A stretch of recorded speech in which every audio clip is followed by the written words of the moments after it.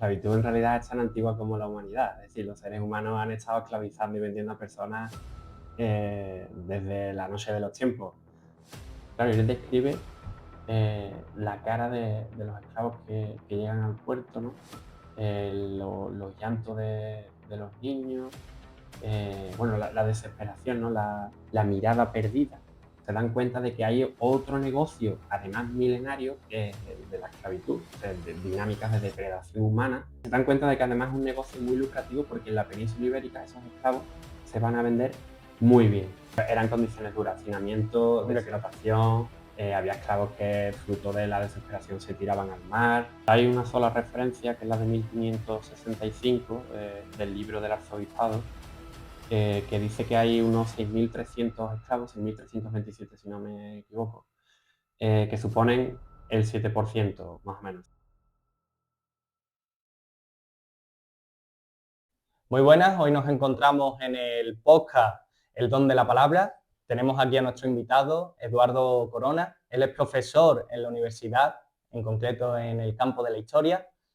Te dejo, Edu, que te presentes tú, porque tienes un currículum magnífico. Bueno, bien hallado, Pablo. Bueno, como dices, soy doctor en Historia Moderna por la Universidad de Sevilla y, bueno, además de varios másteres, me dedico a la investigación y a la docencia de la historia. Eh, hiciste tu tesis doctoral sobre la esclavitud, sobre la trata atlántica de la esclavitud. ¿Cómo surge la esclavitud en España? Cuéntanos eso. Bueno, la esclavitud en realidad es tan antigua como la humanidad. Es decir, los seres humanos han estado esclavizando y vendiendo a personas desde la noche de los tiempos. De hecho, lo extraño en la historia de la humanidad es la época posabolicionista que vivimos de prácticamente 200 años. Todo lo anterior, la esclavitud era un elemento reconocido, practicado y asimilado prácticamente por todas las sociedades de todos los territorios, ¿no? En el contexto en el que yo me dedico, que es la edad moderna, ¿no? La horquilla cronológica que me ocupo, ¿no? Desde finales del siglo XV hasta el tránsito del XVIII al XIX, es verdad que acontecen varios elementos que concurren entre sí y que convierten el fenómeno de la esclavitud en un elemento bueno, de más entidad, ¿no? de mayor impacto a nivel de estructura demográfica, social, cultural y económica. Y es que los reinos de la península ibérica, Portugal y Castilla, se van a expandir fundamentalmente por el Atlántico, ¿no?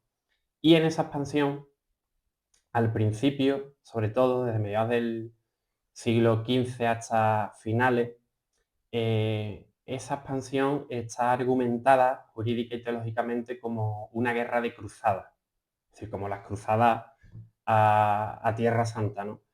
Entonces los papas conceden a los reyes de Portugal y de Castilla bulas para poder conquistar y apropiarse de todos los bienes de los naturales de las tierras recién ocupadas, incluidos los habitantes de esas tierras.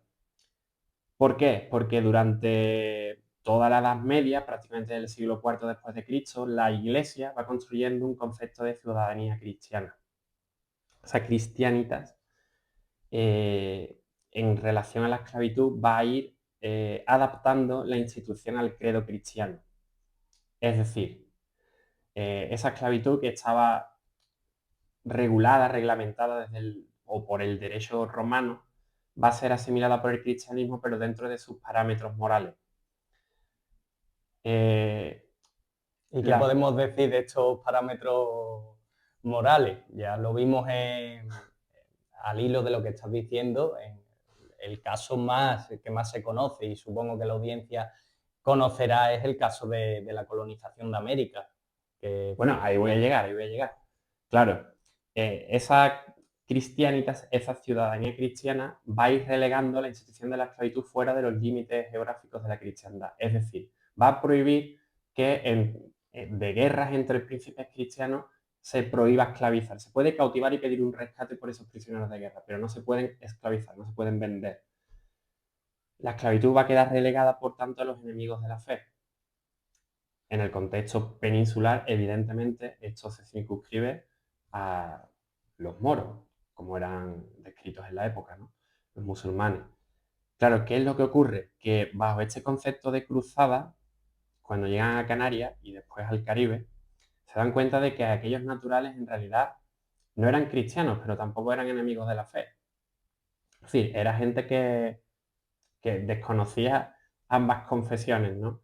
Claro, entonces aquello comenzó a chirriar, es decir, el argumentario ideológico, eh, moral de la sociedad que se ha ido construyendo a lo largo de 1000 años, en ese aspecto debía ser, bueno, demolido para volverlo a reformular. Claro, esto está dentro de, en la raíz de los debates sobre la esclavización de los canarios y de los indios, ¿no? Claro, ¿qué hacemos con ellos si no son moros a los que podemos cautivar y vender como esclavos? Porque carecían directamente del conocimiento del cristianismo, no lo Claro, conocían. y Entonces, del Islam.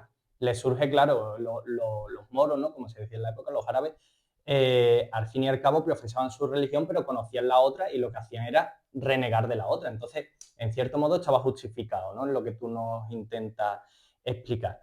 Estos esclavos que traían a España, o a Sevilla en concreto, ¿no? Que era el centro de todo el comercio en esta época, eh, eran negros, hablas tú en tu tesis doctoral. Eh, ¿Por qué negros y no americanos? Bueno, al principio sí, bueno, al principio. Desde finales del siglo XV llegaron esclavos indios hasta la península ibérica. ¿Qué es lo que ocurre? Que claro, estos debates, que se van a prolongar hasta prácticamente la promulgación de las leyes nuevas, 1542, lo que hacen es, o van a acabar reduciendo la esclavitud de los indios americanos, primero de los canarios y después de los indios americanos. La libertad general de los canarios de 1496 y la de los indios, como digo, en 1542, que es cuando se prohíbe de verdad la esclavitud de los indios, porque anteriormente se prohibían remesas concretas de esclavos. Es decir, se liberaban, mejor dicho, remesas concretas de esclavos. ¿Por qué? Porque su esclavización había sido ilegal. Eran esclavos que ya estaban cristianizados o que estaban en vías de serlo y que, por tanto, a ellos no se les podía esclavizar. Claro, ¿por qué llegan esclavos negros? Es decir, ¿por qué este principio no se aplica con los naturales del África? Bueno, a nivel político ocurren varias cosas. La primera de ellas es que África va a quedar bajo el ámbito de dominio o de influencia más bien del Reino de Portugal. Primero por el Tratado de Tordesillas o de Alcazovas-Toledo de 1479, que será ratificado, aunque ampliado en su límite geográfico en Tordesillas en 1494. Claro, y eso para empezar ya, bueno, África es de dominio portugués. Pero claro, ¿qué es lo que ocurre? Que en realidad los portugueses no llevan la esclavitud a África. Es decir, los portugueses lo que van a buscar o lo que quieren en realidad fundamentalmente es oro. Claro, cuando llegan a la Alta Guinea, Senegambia, claro, allí no pueden acceder a esas vías de oro, pero sí se dan cuenta de que hay otro negocio, además milenario, que es el de la esclavitud, o sea, de dinámicas de depredación humana que son africanas, que son bueno, prácticamente desde el tercer milenio antes de Cristo hay constatación arqueológica de esa esclavitud en la Alta Guinea.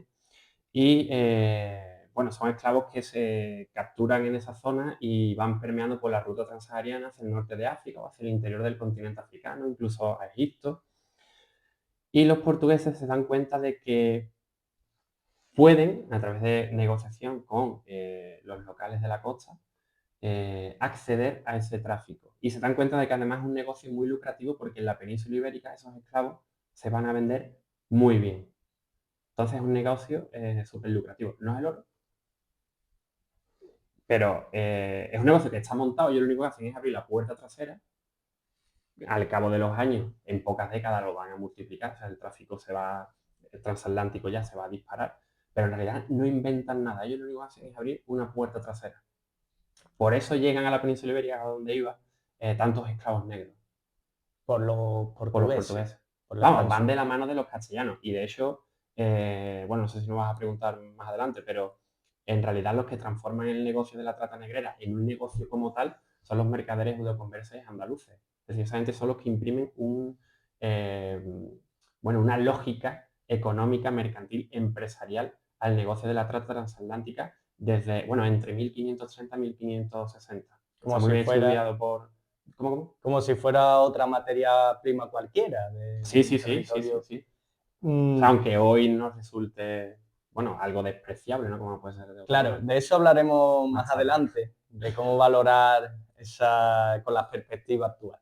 Quiero que me explique cómo era este viaje, cuál era el proceso desde que capturaban o eran, no sé cómo lo harían, capturaban a una persona africana en uno de estos territorios. ¿Cómo era ese viaje en barco hasta España? Bueno, bueno, este viaje en realidad tiene dos orígenes. Tiene un europeo y otro africano. El europeo estaban las dos coronas en la base porque ambas tenían que otorgar una serie de permisos de licencias para poder rescatar, que se llamaba en la época rescatar cautivos, ahora voy con ese término, y poder embarcarlos y desplazarlos tanto a América como a la península ibérica.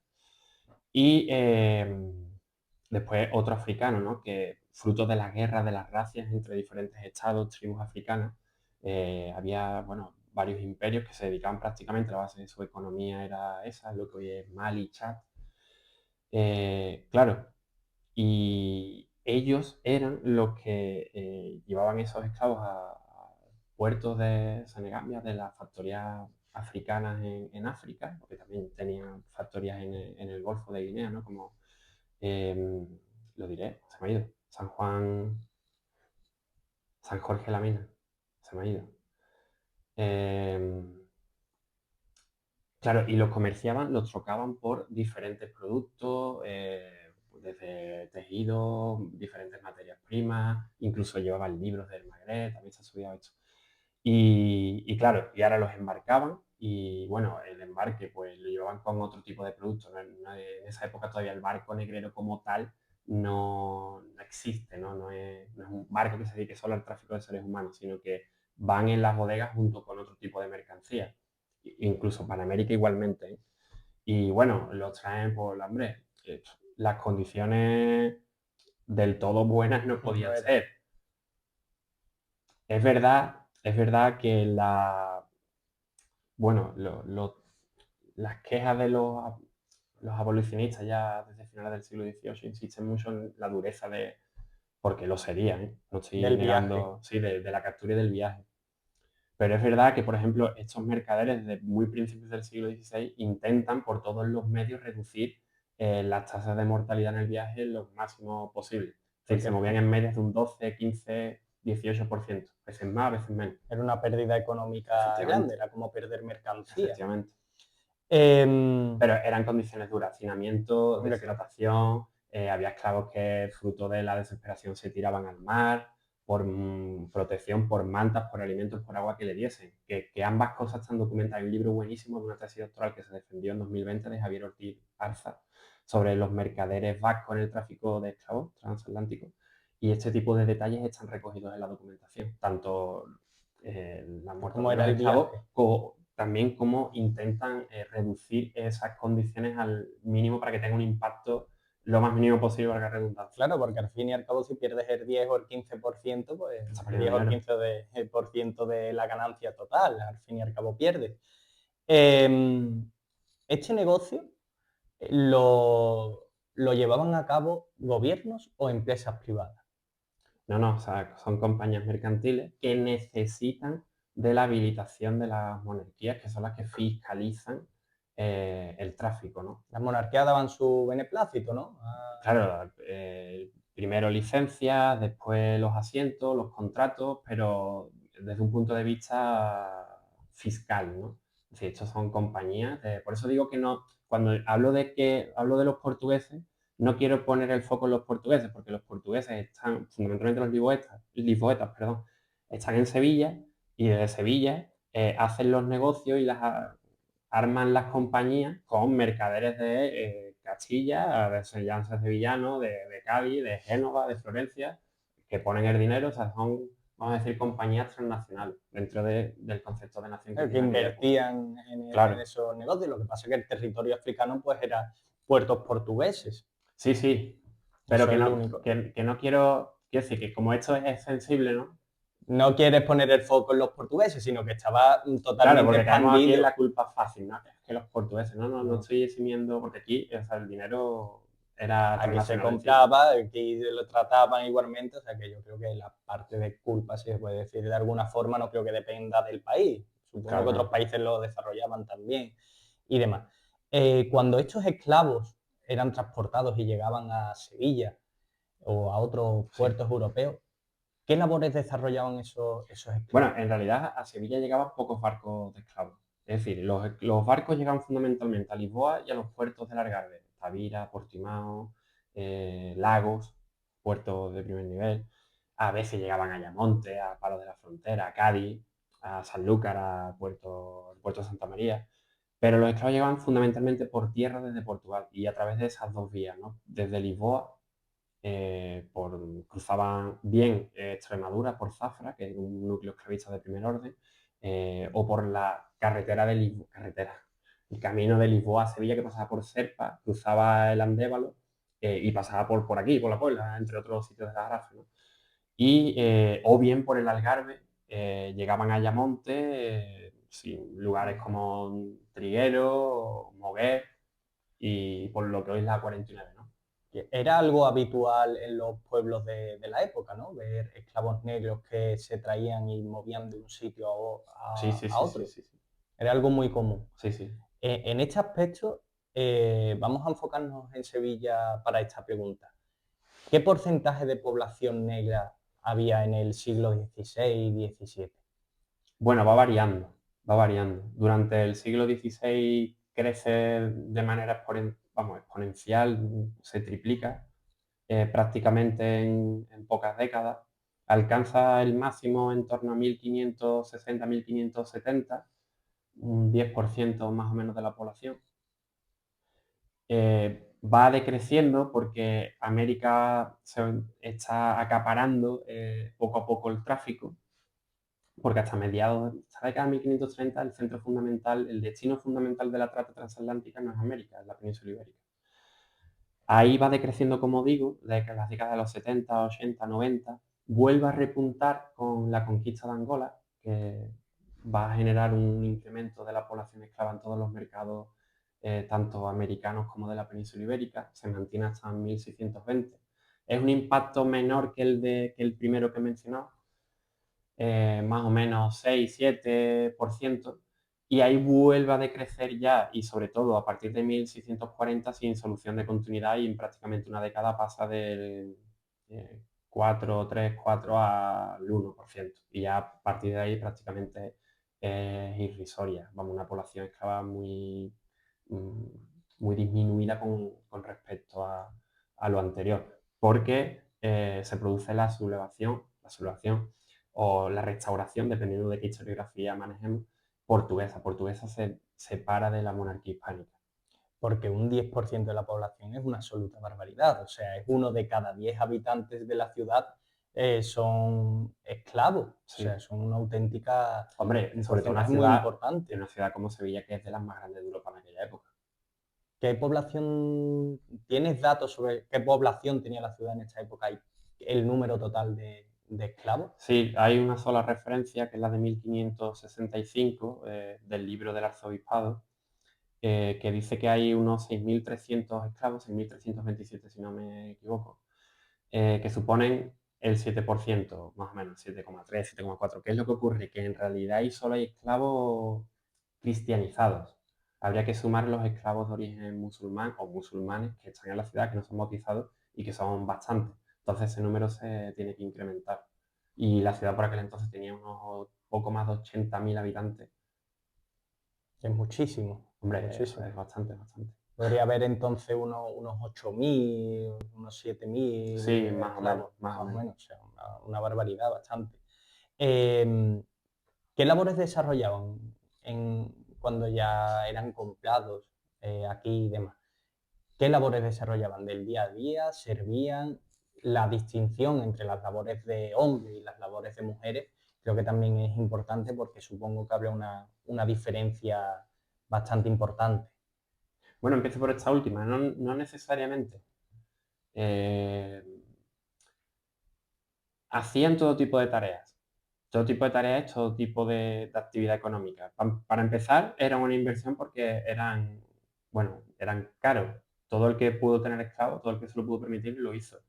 En Sevilla se vendía, bueno, en Sevilla, en todos los mercados de la península ibérica, todos los esclavos que se colocaban en los mercados se vendían, aunque estuviesen tullidos, estuviesen demacrados, de edades súper avanzadas, porque bueno, ahí incidían otro tipo de elementos que tienen que ver con la religión. Pero bueno, en definitiva, primero es una inversión.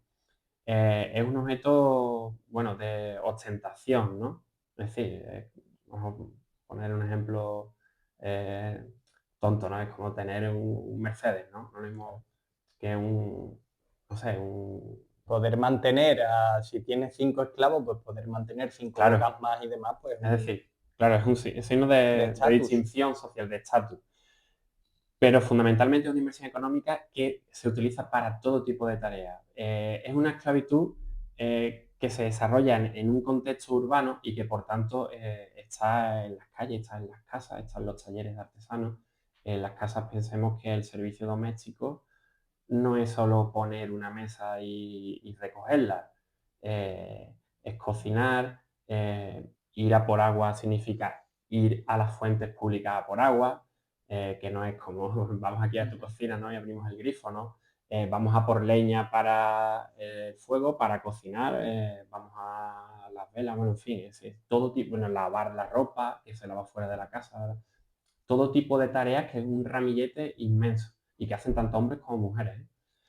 En los talleres de artesanos, en prácticamente todos los oficios, sobre todo los más duros, estaban los esclavos.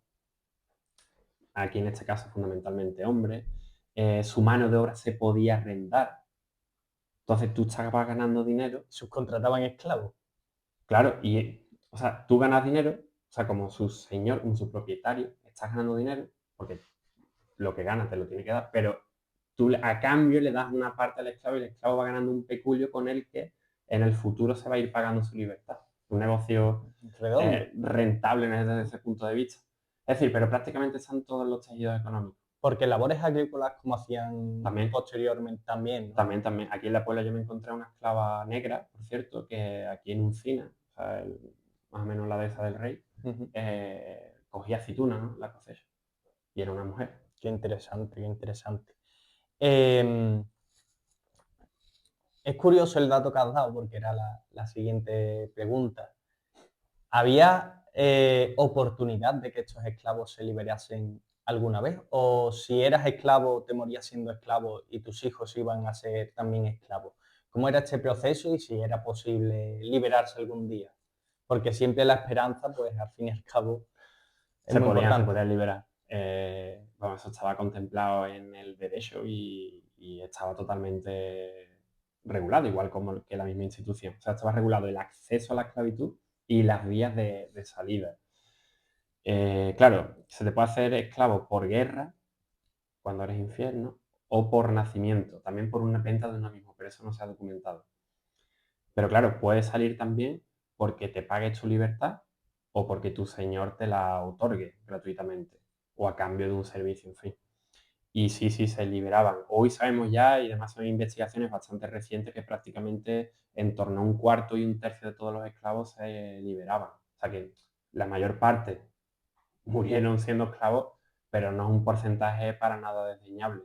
Es decir, un porcentaje bastante alto de la población esclava se conseguía la libertad. Y es un dato que en términos porcentuales se repite en prácticamente todos los mundos ibéricos, es decir, tanto en los territorios de la América española como de la América portuguesa también. O sea, lo que nos da unas pistas de que la esclavitud ibérica compartía una serie de elementos comunes que las distinguían, en este caso, por ejemplo, de la experiencia esclavista en lo que hoy es Estados Unidos, ¿no? Donde la Era esclavitud, brutal. claro, o mejor dicho, donde la libertad quedó muy limitada desde un punto de vista jurídico y se intentará prácticamente desde los años de 1720 evitar por todos los medios, ¿no? No sé si tienes datos de estos esclavos que consiguen su libertad. ¿Sufrían en cierto modo, racismo o exclusión social una vez que eran libres o podían llevar una vida como cualquier otra Bueno, persona? vamos a ver. Es que claro, esto forma parte de un visionado del pasado desde el presente. Es decir, hay que tener claro que aquella era una sociedad pensada, organizada y perfectamente estructurada, desigual, jerárquica, y que cada elemento de aquella sociedad cumplía con una función. Es decir, no era una sociedad igualitaria. Es decir, esta gente se podía liberar, pero seguían siendo ex esclavos, seguían siendo negros. Ahora bien, ¿era una sociedad racista? Bueno, es que el racismo es un fenómeno Actual. prácticamente contemporáneo, es decir, que surge posteriormente. Es decir, no podemos entender esa desigualdad, y hay compañeros míos que lo hacen, ¿no? Pero bajo mi criterio creo que es un error, ¿no? No podemos pensar en esa desigualdad, esa jerarquización de la sociedad en términos raciales, porque no lo era. Es decir, porque no tenía el color de por sí, no te inhabilitaba en aquella época, después sí, pero en aquella época no, para acceder a ningún oficio, para poseer bienes, para poder tener familia, para poder ascender social y económicamente. Estamos muy cegados también por el tema del apartheid, de la esclavitud en Estados Unidos, Sí, claro, que no te podías sentar en un banco público si eras negro, claro. seas esclavo o no. O sea, creo que también eso, pues la percepción de nuestra y de los espectadores, pues yo creo que cambia muchísimo. Otra pregunta que me surge en toda esta trata de esclavos y demás, el papel de la iglesia, porque el papel de la iglesia en aquella época era muy importante en la sociedad. ¿La iglesia también se hacía partícipe de este negocio o tenía esclavos también en la propia iglesia para hacer tareas y demás o no? Pues en la iglesia como tal, como Como institución, institución. no, o sea, lo tenían los particulares, es decir, curas, obispos, arzobispos, eh, Para claro, sus labores personales. claro, ellos sí, como bienes suyos personales, es decir, Que no la iglesia como como. institución no tenía esclavos para No, había mantenimiento de conventos, por edificios. ejemplo, de monjas que sí, que a través de la priora compraba esclavos. Pero bueno, es algo más especial, pero fundamentalmente son los particulares, ¿no? Otro tema que tratas en tus estudios y me pareció muy interesante es em, los problemas psicológicos que tenían estos esclavos. O sea, me pareció algo, si no lo más interesante, casi casi. O sea, nunca nos paramos a pensar eso, pero también son personas y pueden tener los mismos problemas psicológicos que Hombre, cualquier esto, persona hoy en día. O sea, me pareció súper interesante. Háblanos de eso. bueno, esto en realidad yo llegué a esa conclusión, o mejor dicho, presté atención a esa problemática de forma muy casual, porque yo ni soy psicólogo, ni tampoco soy mujer, porque eso lo pensé desde el punto de vista de la menstruación de la mujer. Claro, teníamos la sospecha a partir de la reconstrucción masiva de familias que muchas esclavas, bueno, eran estériles o, en fin, no tenían hijos. Claro, y yo no sabía cómo explicar eso.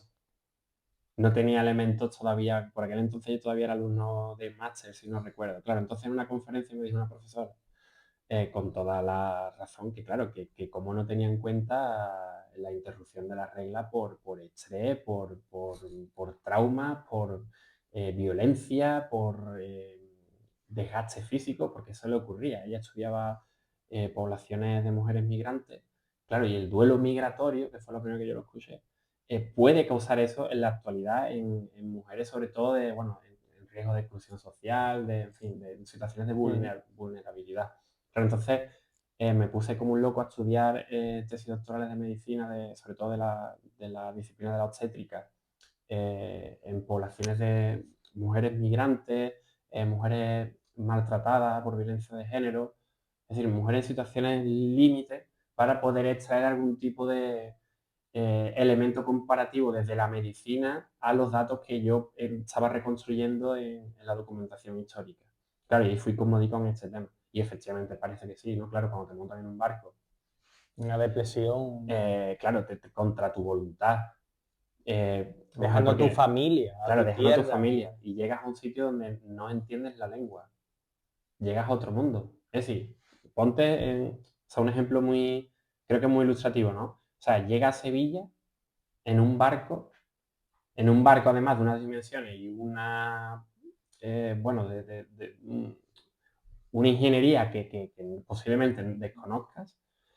Y después de bastante tiempo llegas a Sevilla, por ejemplo, y te encuentras con una ciudad gigantesca, con una torre que mide casi 100 metros, una catedral que parece, bueno, que es una de las más grandes de la cristiandad. Es decir, o sea, el impacto que todo eso, Genera en tu eh, cabeza es claro, que bestial. te vendan, que mercadeen, ¿no? O sea, que te separen incluso de tus hijos, ¿no? Hay una descripción de un cronista portugués, Zurara, eh, mediados del siglo XV, o sea, un barco que llega a Lagos.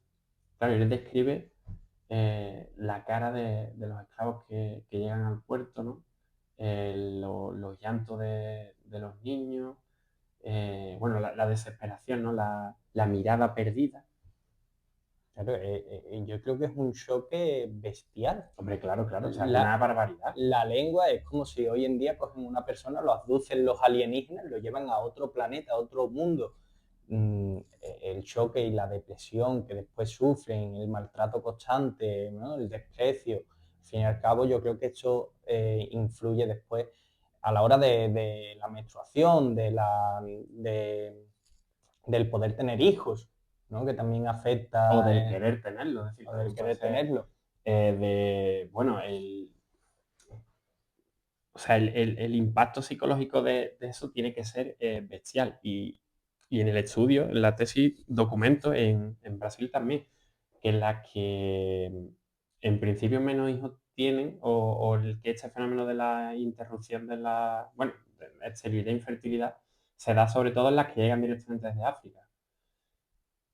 Eh, claro, el impacto de todo eso tiene que ser bestial. Y eso no invalida que estas mujeres aprendiesen la lengua rápidamente, aprovechasen todas las situaciones habidas y por haber para poder mejorar su vida y la de sus seres queridos y ascendiesen, vamos, quiero decir, saliesen de la esclavitud, ascendiesen social y económicamente. Eso no invalida lo uno y lo otro.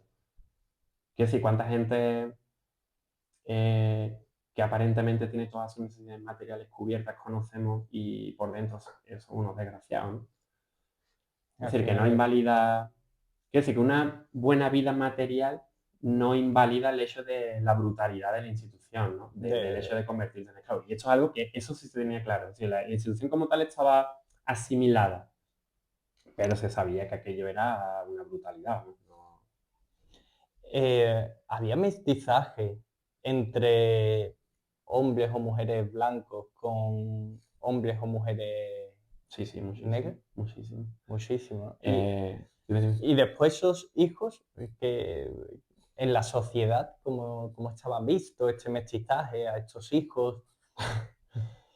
Bueno, sí, sí, el mestizaje fue brutal. De hecho, cuando la población, o mejor dicho, cuando el tráfico comienza a decaer ya de forma más acelerada, entrado el siglo XVII, que se bascula, ¿no?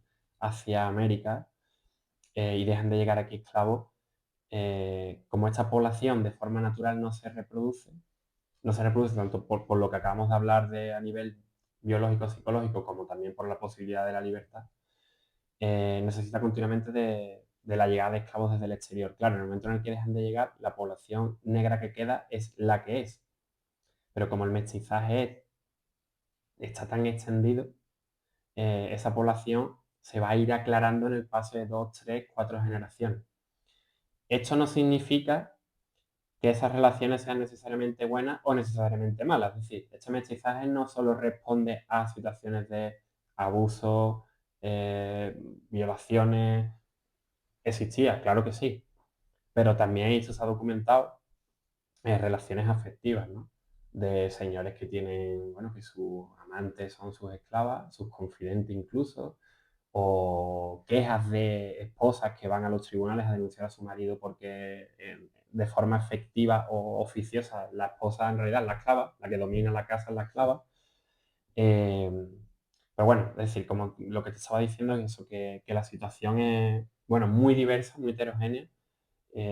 Situaciones de explotación, situaciones de contacto, vamos a decir, permitido, o sea, afectivo en este caso. Y estos hijos, bueno, para empezar, accedían a la libertad con más frecuencia que los hijos negros o de otras categorías descriptivas. Sí, se liberaban con más frecuencia. ¿Por qué? Bueno, porque son los hijos de los señores. Porque hijos de esclavos volvían a ser esclavos. Sí, Si sí, era los mestizo hijos de con... las esclavas, fuesen del color que fuesen, nacían esclavos. Ajá, O sea, la esclavitud se transmitía por línea materna, no paterna. Claro, entonces interesante los eso. señores, si no los liberaban en el nacimiento, los liberaban un poco después o acababan reconociéndolo cuando en los testamentos se ve, ¿no? También, ¿no? El señor cuando va a redactar las últimas voluntades, ya con el miedo a ir al más allá o no, por el dolor de conciencia, Los libera. claro, lo voy a liberar y no solo lo voy a liberar, sino que lo voy a reconocer como hijo, que lleve mi apellido, le voy a dejar algo. Hay un tema que a todo el mundo nos gusta tratar y ver un poco de dónde venimos, de nuestras raíces y demás. Es el origen de los apellidos esclavos. ¿Cuáles son estos apellidos? ¿Qué apellidos actuales son de origen esclavo? Y si alguien tiene ese apellido, quiere decir que sea pariente, ¿no? O que Bueno, provenga de algún esclavo. buena pregunta. Se pensaba que sí, que Moreno, por ejemplo, Prieto, venían de los esclavos. El año pasado hice un estudio sistemático sobre los nombres de los esclavos en Sevilla. La muestra eran 10.000 por ahí, bueno, una barbaridad de casos. Y no. De hecho, los apellidos que utilizaban los esclavos o los ex esclavos, es decir, los que ya se liberaban, eran fundamentalmente los de sus antiguos señores. Fundamentalmente. Hay algunos que se llaman morenos, pero no necesariamente morenos indicativos bueno, de ascendencia negra africana, ni prieto, porque de hecho prieto no se suele, alguna vez se utiliza, pero no es una categoría que se emplee para calificar a los esclavos. Porque cuando ellos vienen, cuando traen a un esclavo, los bautizan, ¿no? Y los renombran, ¿no? Le ponen un Claro. nombre. Sí, hoy precisamente estaba transcribiendo un caso de un esclavo berberico del norte de África, eh, el Harvey, o Al Harvey en realidad. Y a él cuando lo bautizan le ponen José, pero le siguen llamando el Harvey. Es muy bueno y se lo venden al rey, por cierto, a Carlos II. Eh, pero sí, sí, lo catequizan, sobre todo fundamentalmente los negroafricanos, con los de ascendencia musulmana es un poco diferente, porque para poder ser bautizado tienes que primero querer ser bautizado, es decir, aceptarlo, tener voluntad, mejor dicho, y una instrucción. Entonces, después de la catequización, cuando ya más o menos el esclavo sabe medio hablar algo del español y medio rezar el Padre Nuestro, siempre una catequización muy superficial, los bautizan. Eh, y bueno, y además es un medio para aprender el idioma, es decir, el ámbito religioso como espacio para el Lo aprendizaje de están los códigos sociales escuchando. y culturales de la sociedad receptora. ¿Cuándo se acaba con esta trata de esclavos? ¿Y cómo? ¿Cuándo y cómo se termina con esta actividad? Bueno, ya en el siglo XIX. ¿Qué es lo que ocurre? Que en realidad España, a partir de 1640, los esclavos negroafricanos que llegan son muy reducidos. Hay un ligero repunte en la década de los 70 del siglo XVII, en 1670, que se reactiva un poco el tráfico y llega un poco a la península, pero nuevamente cae. Ya en el siglo XVIII prácticamente como puertos esclavistas quedan Cádiz, eh, Cartagena. Sí, siguen llegando esclavos negros, pero es de una forma muy residual. A Madrid, por supuesto, que es la capital, ¿no?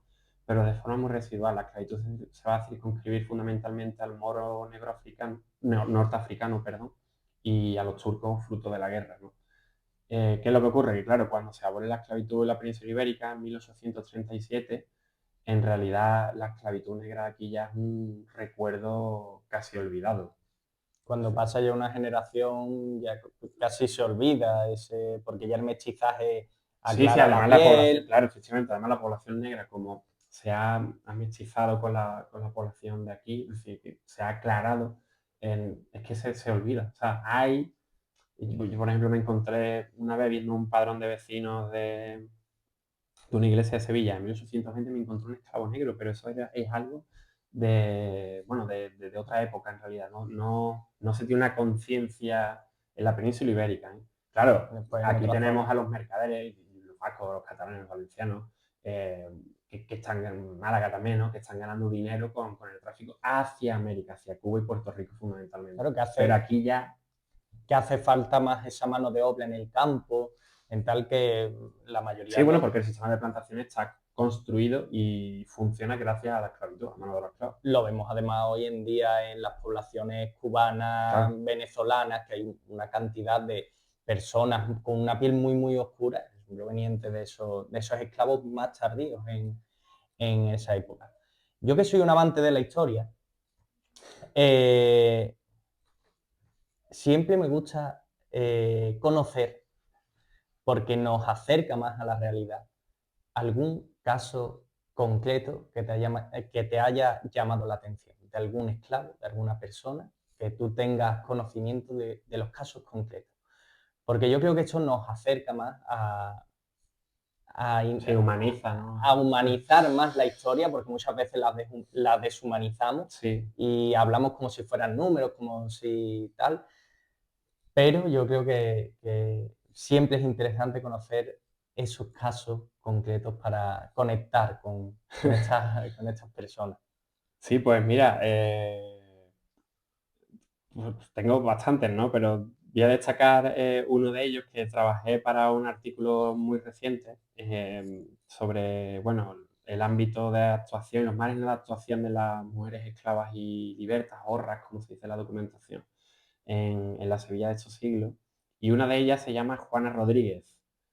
Eh, me- yo a esta mujer la conocí ya hace bastantes años en realidad, cuando todavía estaba haciendo el trabajo fin de máster, pero bueno, la medio cito ahí en el libro, la tesis, pero no entré en profundidad en ella porque no tenía todavía Me faltaban, eh, me faltaban respuestas, o mejor dicho, me faltaban preguntas historiográficas. Claro, en Brasil, que bueno, tiene la historiografía más potente del mundo en torno al estudio de la esclavitud, o sea, sin ningún género de duda, llevan, bueno, o han planteado, estas preguntas se las plantearon, mejor dicho, hace bastantes décadas ya. Es decir, tienen un bagaje, nos sacan varias décadas de ventaja, no años, décadas. No solo a la historiografía española, sino a la del resto del mundo, vamos, ¿no? Y esto no es porque yo haya estado allí, sino porque es la realidad. Claro, y allí se dieron cuenta de que en realidad había sobre todo esclavas, es decir, la mayor parte de la población esclava que se libera no son hombres, a pesar de ser la mayoría allí. Es decir, 7 de cada 10 esclavos allí son hombres, pero 7 de cada 10 esclavos que se liberan son mujeres. Sí, aquí está ocurriendo algo. Claro, y además se dan cuenta de que cuanto más se investigaba, se dan cuenta de que en realidad muchas de estas mujeres se convertían en señoras de esclavos. Claro, aquello al principio era, pues, ¿cómo va a ser esto? Chocante. Claro, Tú has padecido eso en tus propias carnes y te conviertes en verdugo, sí, claro. en ¿Qué es lo que cierto ocurre? Que las modo. lógicas son diferentes. Claro, a mí cuando yo vi eso, claro, porque esta Juana Rodríguez compra un esclavo, una esclava y la vende a los pocos días. Claro, una vez que ya he tenido un mayor número de casos como este y he conocido, me he sumergido en esta historiografía, bueno, pues ya me he atrevido a escribir ese artículo, ¿no? Y esta mujer, claro, esta mujer le compra la esclava a la hija de su antigua señora. Claro, y a mí eso me resultaba muy raro porque esta hija de la señora se la vende eh, por un precio, pero dentro de ese precio solo está grabado una mínima parte, porque la mayor parte en realidad responde a una herencia que esta esclava tenía que recibir. Es decir, la antigua señora había liberado a la esclava, a esta Juana Rodríguez, y le había legado un dinero, 5.000 maravedíes. Claro, por lo que sea, la hija no le había pagado todavía a esta Juana Rodríguez. Claro, entonces aprovecha para venderle esta esclava, que por cierto, esta esclava tenía una cláusula de libertad, es decir, si la tenía que vender por 20 ducados. Pero si el padre de esta esclavita, que se llamaba Beatriz, eh, pagaba ese dinero, o una persona por él la pagaba, la tenía que liberar. En definitiva, esta Juana Rodríguez compra la esclava y a los 2 o 3 días la vuelve a vender, por supuesto al mismo precio y respetando las cláusulas de libertad. Claro, yo me preguntaba, ¿pero esto cómo es? Porque, primero, porque la compra. Claro, y segundo, porque la vende, porque no la libera.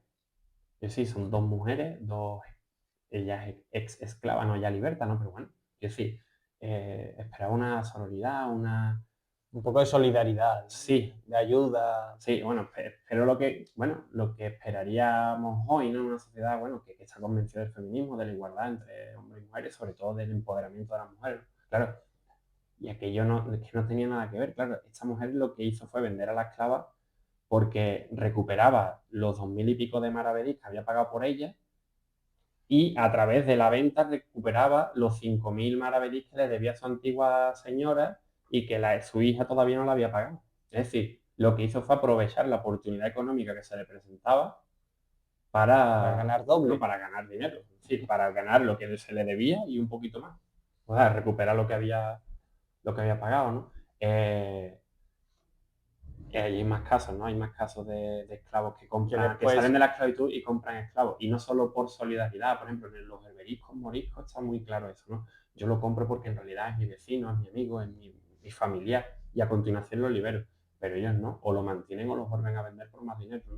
En este caso, la mujer lo que hizo fue recuperar lo que se le debía, ¿no? Aprovechó la situación para, bueno, una situación económica Muy curioso. que se le presentó, claro, y eso nos obliga a pensar la historia desde luego en términos diferentes a cómo vemos hoy el mundo, porque si no, no nos enteraríamos de nada. Eso era la reflexión, ¿no? Ya no una pregunta, sino una reflexión que te iba a hacer ahora, tú que has estado en Latinoamérica y ahora ahí hay un debate muy, muy grande con este tema de culpabilizar a la conquista española y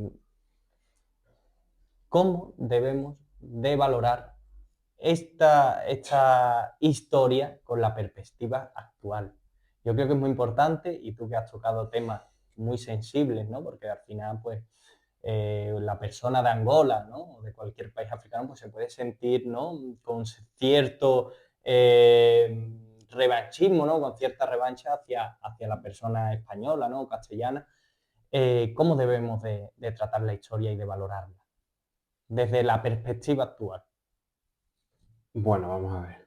A ti te gusta la jarana, tela. Es que aquí están convergiendo varios planos. Vamos a ver, desde un punto de vista político, bueno, quiero decir que la presidenta de México ahora no se quiera conmemorar, como conmemoró el otro día, bueno, un asesinato de hace 500 años, cuando está desenterrando cadáveres y cadáveres y cadáveres de narco. Bueno, quiero decir que cada uno ponga la prioridad donde quiera ponerla. Es decir, en México se independizó, por poner un ejemplo, ¿no? Hace 200 años. ¿Hasta qué punto su fracaso político, económico y social es culpa de España? Bueno, la herencia está ahí, evidentemente, pero cuando México se independiza, ¿España qué era? Se utiliza O muchas sea, no sé, veces. estoy pensando, por ejemplo, o sea, pienso en lo que era la Baja Andalucía en aquella época, con cualquier, bueno, Era muchísimo peor. sí, y ojo, y a lo que voy, esto no justifica una conquista, una colonización y una esclavización masiva de personas. Sí, ahora, para poder entender esa conquista, esa colonización, esa esclavización masiva de personas, tengo que entender aquella realidad. Y para entender aquella realidad, como decía Febre, hay que complicar, hay que enriquecer en profundidad, ampliar por todos los lados y vivificar.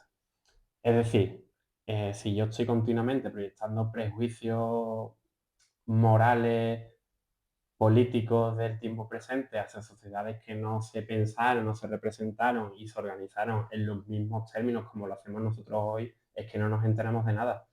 ni nos enteramos de lo que ocurrió en aquella época, ni nos sirve en el tiempo presente. Es decir, porque si planteamos preguntas falsas, las respuestas también lo serán. Al fin y al cabo, hoy en día, pues la trata de seres humanos es una actividad totalmente repugnable, visto con los ojos de hoy en día, pero en aquella época era algo de lo más habitual. Quizás el comprar un animal que hacemos hoy en día, dentro de 100 años o de 200 años, es una locura. Yo creo que podríamos hacer Bueno, ellos sabían en una realidad comparativa. que aquello bien no estaba. Es decir, por ejemplo, los teólogos sabían tomar de mercado, por ejemplo, que el que compraba un esclavo negro africano sabía que estaba comprando como poco una mercancía envenenada, además en estos términos. Claro, ¿qué es lo que ocurría? Que los teólogos, eh, con respecto a la esclavitud africana, no podían determinar si esa esclavitud era legal o no. Es decir, los procesos de esclavización de esa persona o de ese grupo de personas no lo podían determinar. ¿Por qué? Porque llegaban ya esos esclavos a la costa. Entonces no sé si estaban ante la segunda, la quinta o la novena compraventa, mejor dicho, de esa persona. Entonces lo dejaban a voluntad del comprador. Tú allá con lo que haces. Yo creo que esto está envenenado, que esto está atravesado por el engaño y en tu conciencia queda. Pero esto no pinta muy bien. ¿Qué es lo que ocurre? Bueno, porque es que era una sociedad esclavista. Sí, al fin y al cabo, como hoy ocurre con los animales. Hay gente que sabe que no está bien, pero quiero ese animal de una raza concreta y demás y lo compro, aun sabiendo que no está del todo bien. Y yo creo que es muy, muy complicado de valorar siempre la historia. Bueno, pues muchísimas gracias, Eduardo. A ti, Hemos tenido una charla muy interesante. Siempre es un placer tenerte aquí y espero que nuestros espectadores pues, hayan disfrutado de esta entrevista muy enriquecedora.